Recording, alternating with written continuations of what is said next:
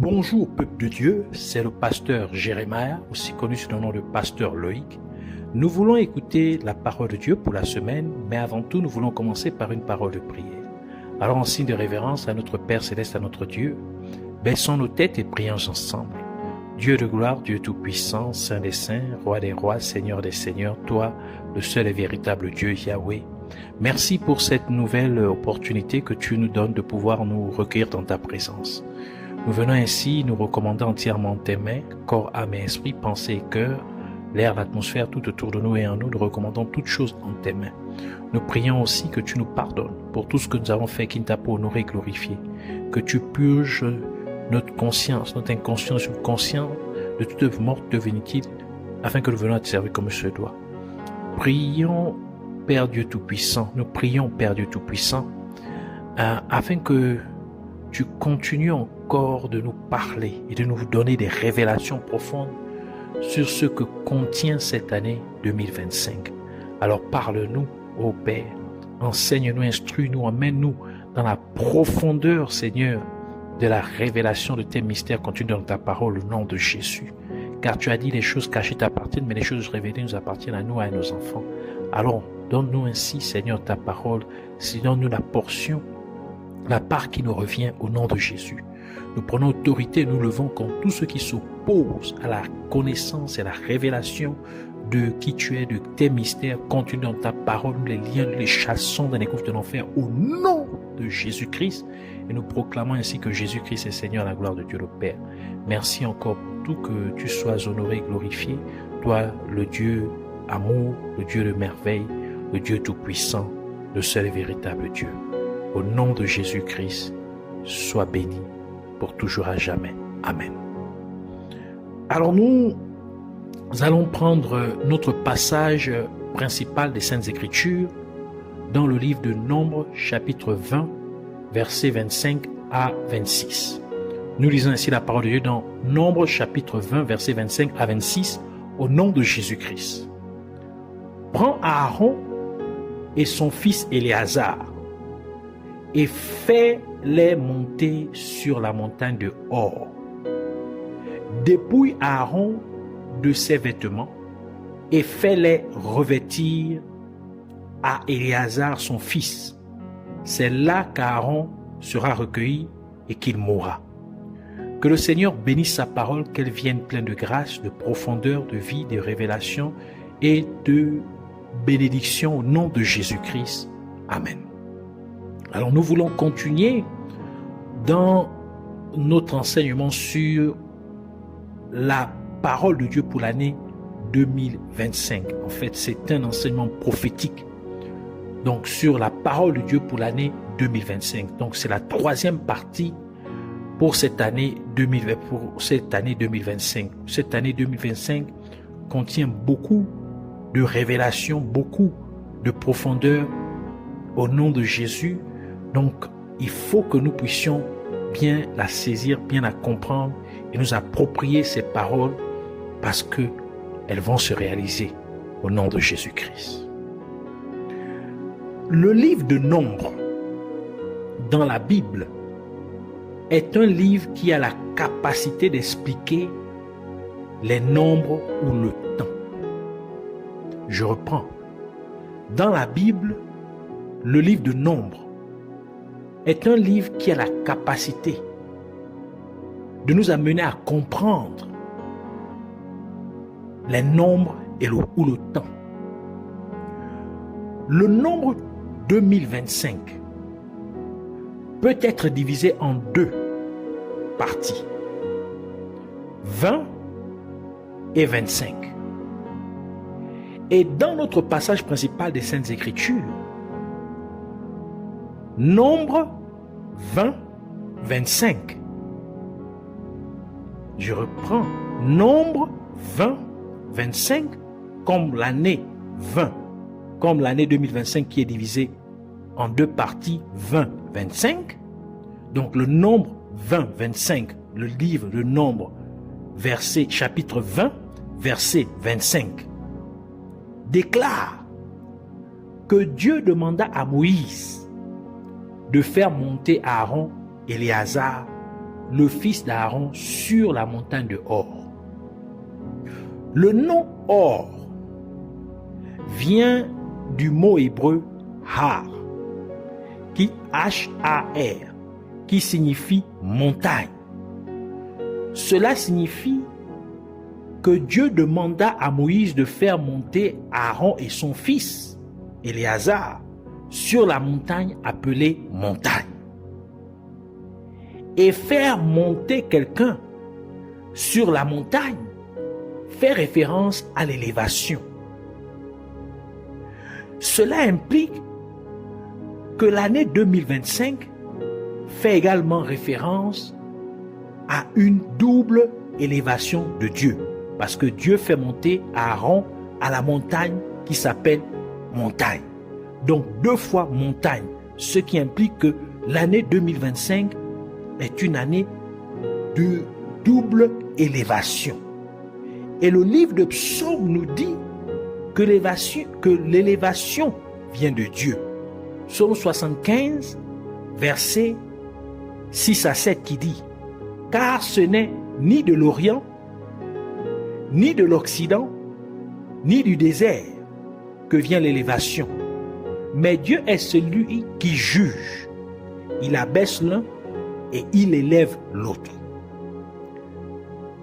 Jacques, chapitre 4, verset 10, ajoute pour dire « Humiliez-vous devant le Seigneur et il vous élèvera. » L'élévation d'Aaron est confirmée par le fait que l'onction de Dieu coulait de la tête d'Aaron jusqu'au bord de ses vêtements, comme le roi David l'a mentionné dans Psaume 133, verset 1 à 2, qui dit « Voici, ô, qu'il est agréable, qu'il est doux pour des frères de demeurer ensemble. C'est comme l'huile précieuse qui, répandue sur la tête, descend sur la barbe d'Aaron, qui descend sur le bord de ses vêtements. » Nous pouvons donc comprendre que lorsque Dieu éleva Aaron, son onction était aussi sur Aaron.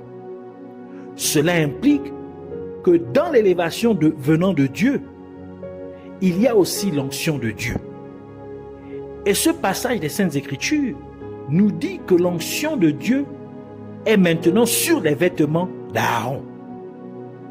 Et nous savons que les vêtements représentent le ministère, c'est-à-dire que l'onction de Dieu accompagne le ministère que Dieu confie à quelqu'un.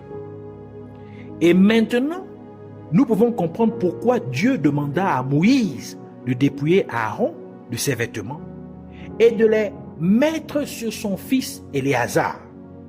Cela implique que comme Éléazar était revêtu des vêtements de son père Aaron, Éléazar ne prenait pas seulement en charge le ministère de son père Aaron, mais l'onction d'Aaron lui était également transmise.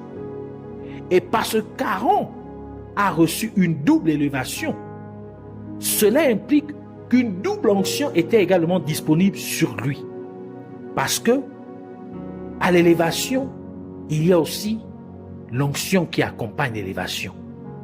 Et cela signifie que comme Éléazar était revêtu des vêtements d'Aaron, il a également reçu une double onction de Dieu.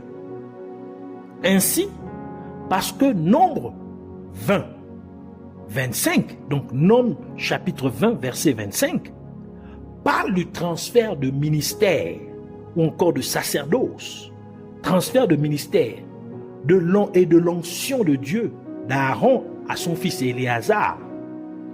Et parce que le nombre 2025 est composé de 20 et de 25, cela nous révèle que l'année 2025 est aussi une année de transfert ou de passation de ministère et d'onction. L'année 2025 est aussi une année de transfert de manteau et d'onction de Dieu. Le transfert de ministère et d'onction, y compris la double portion de l'onction de Dieu, est bien décrit par l'histoire du prophète Élie et de son fils spirituel Élisée, tel que détaillé dans le livre de 2 Rois. 2 Rois, chapitre 2, versets 9 à 14, qui dit: lorsqu'ils eurent passé, Élie dit à Élisée: demande ce que tu veux que je fasse pour toi, avant que je sois enlevé d'avec toi. Élisée répondit: qu'il y ait sur moi, je te prie, une double portion de ton esprit. Le Persion parle d'une double portion de ton onction. Élie dit: tu demandes une chose difficile, mais si tu me vois pendant que je serai enlevé d'avec toi, cela t'arrivera ainsi. Sinon cela n'arrivera pas. Comme il continuait à marcher en parlant, voici un char de feu et des chevaux de feu les séparèrent l'un de l'autre, et Élie monta au ciel dans un tourbillon. Élisée regardait et criait: mon père, char d'Israël et sa cavalerie. Et il le fit, et il ne le vit plus. Saisissant alors ses vêtements, il les déchira en 2 morceaux, et il releva le manteau qu'Élie avait laissé tomber. Puis il retourna et s'arrêta au bord du Jourdain, et il prit le manteau qu'Élie avait laissé tomber, et il en frappa les eaux et dit: où est l'Éternel, le Dieu d'Élie? Lui aussi, il frappa les eaux qui se partagèrent çà et là, et Élisée passa.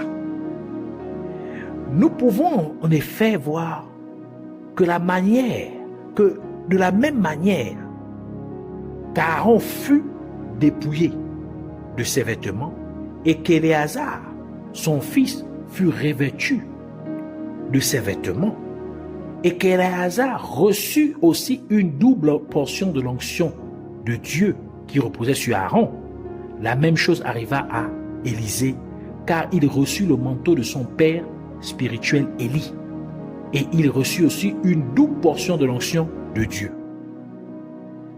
Par conséquent, l'année 2025 est aussi une année de transfert de manteau et d'une double portion de l'onction de Dieu. L'année 2025 est aussi une année de transfert de ministère et de libération d'une double portion de l'onction de Dieu. En effet, il doit y avoir une passation de ministère, car le ministère d'Aaron a fait sortir le peuple d'Israël d'Égypte et l'a établi dans le désert.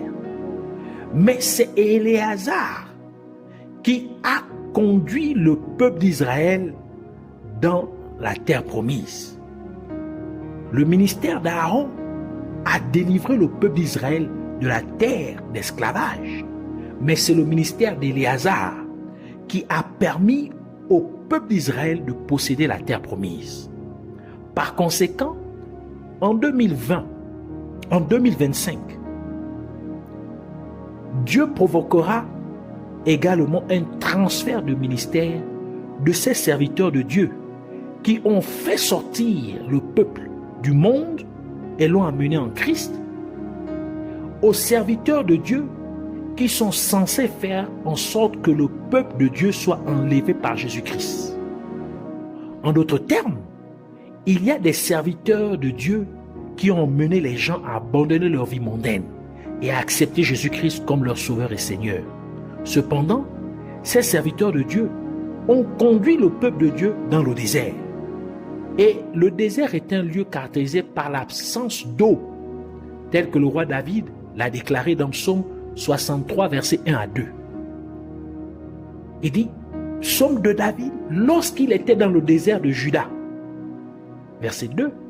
Ô Dieu, tu es mon Dieu, je te cherche, mon âme a soif de toi, mon corps soupire après toi, dans une terre aride, desséchée, sans eau. Pourquoi? Parce qu'il est dans le désert.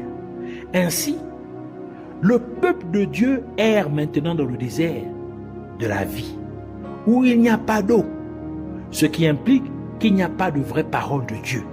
Car Jésus-Christ, qui est la parole de Dieu, est la fontaine d'eau vive, comme le déclare le livre de Jérémie, Jérémie chapitre 2, verset 13, qui dit « Car mon peuple a commis un doux péché. Ils m'ont abandonné, moi qui suis une source d'eau vive, pour se creuser des citernes crevassées qui ne retiennent pas l'eau. » Par conséquent, le peuple de Dieu doit être emmené du désert vers la terre promise. Et pour que cela ait lieu, il doit y avoir un transfert de ministère et une libération d'une double portion de l'onction de Dieu. En d'autres termes, il doit y avoir un transfert de ministère de ces serviteurs de Dieu qui ont mené les gens du monde vers Christ à ces serviteurs de Dieu qui sont censés faire en sorte que le peuple de Dieu soit enlevé par Jésus-Christ en les faisant marcher dans la sainteté tout en étant bien conscient du retour imminent de notre Seigneur Jésus-Christ. Il doit donc y avoir un transfert de ministère d'Aaron et à Éléazar. Et le nom Aaron vient du verbe hébreu or, qui signifie être la lumière ou devenir la lumière. Le nom Aaron vient également du nom hébreu Har, H-A-R, qui signifie montagne ou colline. Et nous pouvons nous rappeler ce que Jésus-Christ a dit dans le livre de Matthieu. Matthieu chapitre 5, versets 14 à 16. Il dit, « Vous êtes la lumière du monde. Une ville située sur une montagne ne peut être cachée. » Reprends bien, « Vous êtes la lumière du monde. » Appelez-vous, Aaron veut dire lumière. Veut dire être la lumière ou devenir lumière. Ou encore montagne ou colline. Et Jésus dit, « Vous êtes la lumière du monde. Une ville située sur une montagne ne peut être cachée. » Verset 15. « Et on n'allume pas une lampe pour la mettre sous le boisseau, mais on la met sur le chandelier et elle éclaire tous ceux qui sont dans la maison. Que votre lumière luise ainsi devant les hommes afin qu'ils voient vos bonnes œuvres et qu'ils glorifient votre Père qui est dans les cieux. » Le nom Aaron vient également du verbe hébreu Aran, A-R-A-N, qui signifie être agile ou éveillé, ou encore au centre de la joie. Et Dieu a également ajouté ce qui suit par l'intermédiaire du prophète Ésaïe, dans Ésaïe chapitre 60, verset 1 à 3, qui dit « Lève-toi, sois éclairé, car ta lumière arrive, et la gloire de l'Éternel se lève sur toi. Voici, les ténèbres couvrent la terre, et l'obscurité les peuples. Mais sur toi, l'Éternel se lève. Sur toi, sa gloire apparaît. Des nations marchent à ta lumière, et des rois à la clarté de tes rayons. » Et Néhémie a également déclaré dans Néhémie chapitre 8, verset 10, la dernière partie du verset qui dit « Car la joie de l'Éternel sera votre force. »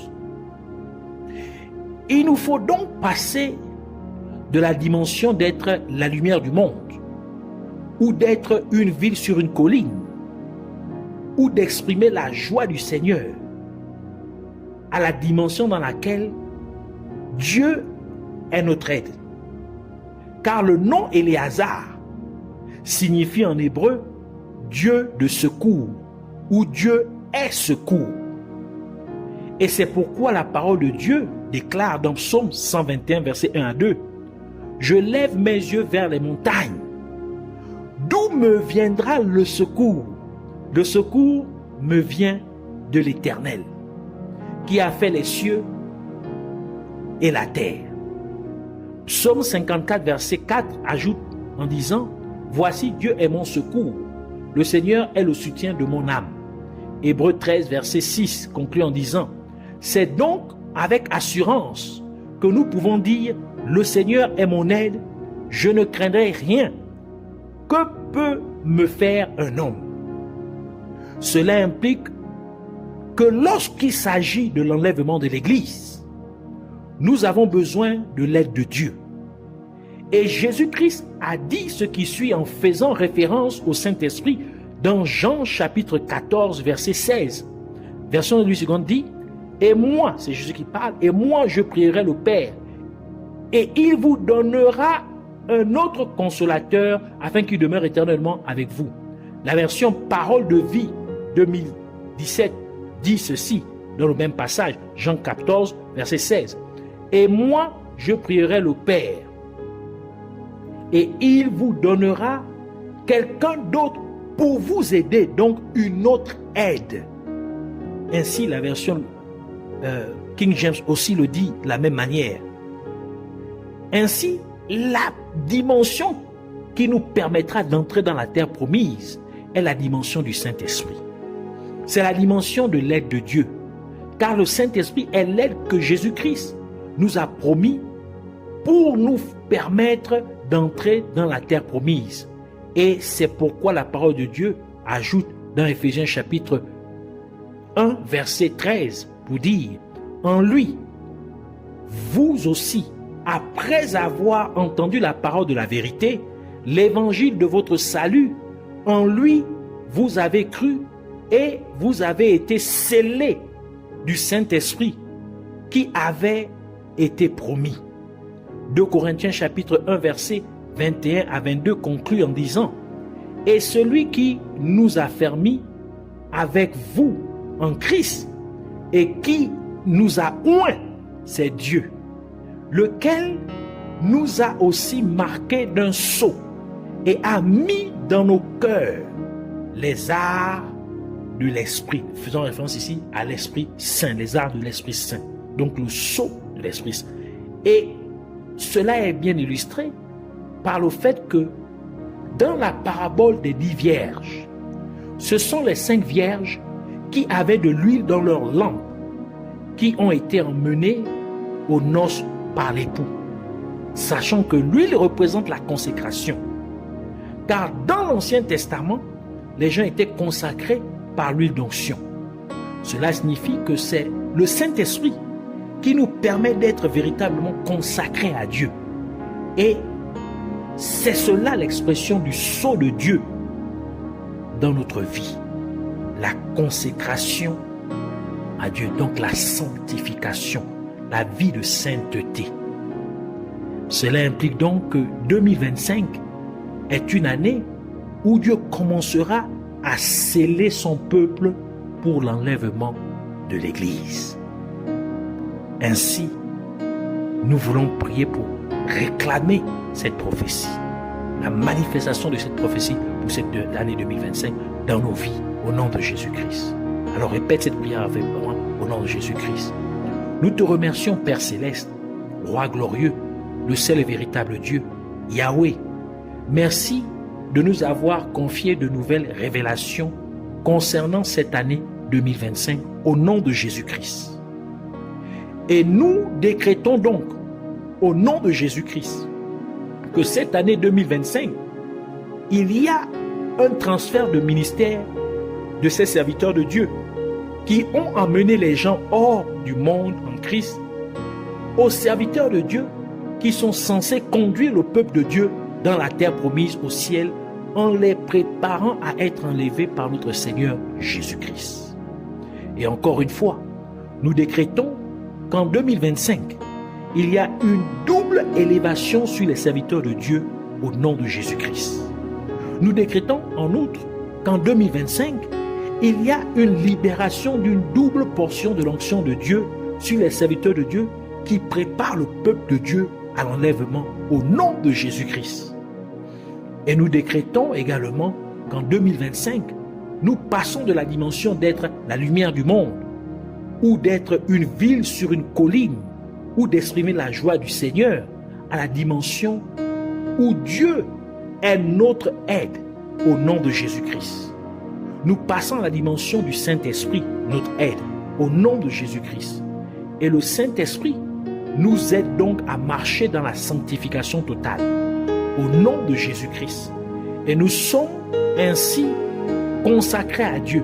Nous sommes ainsi scellés par le Saint-Esprit jusqu'au jour de la rédemption à partir de cette année 2025, au nom de Jésus-Christ. Nous te remercions, Père fidèle, Dieu majestueux, Yahweh. Nous te remercions de l'avoir fait au nom de Jésus-Christ. L'honneur, la puissance et l'adoration t'appartiennent pour toujours et à jamais au nom de Jésus-Christ. Amen. Alors soyez ainsi bénis. Recevez maintenant une passation au nom de Jésus-Christ, un transfert de ministère au nom de Jésus-Christ.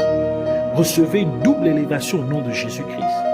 Recevez une double onction de Dieu et que vous soyez scellés par le Saint-Esprit.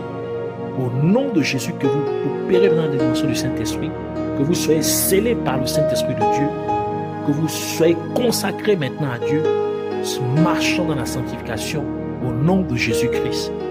Amen.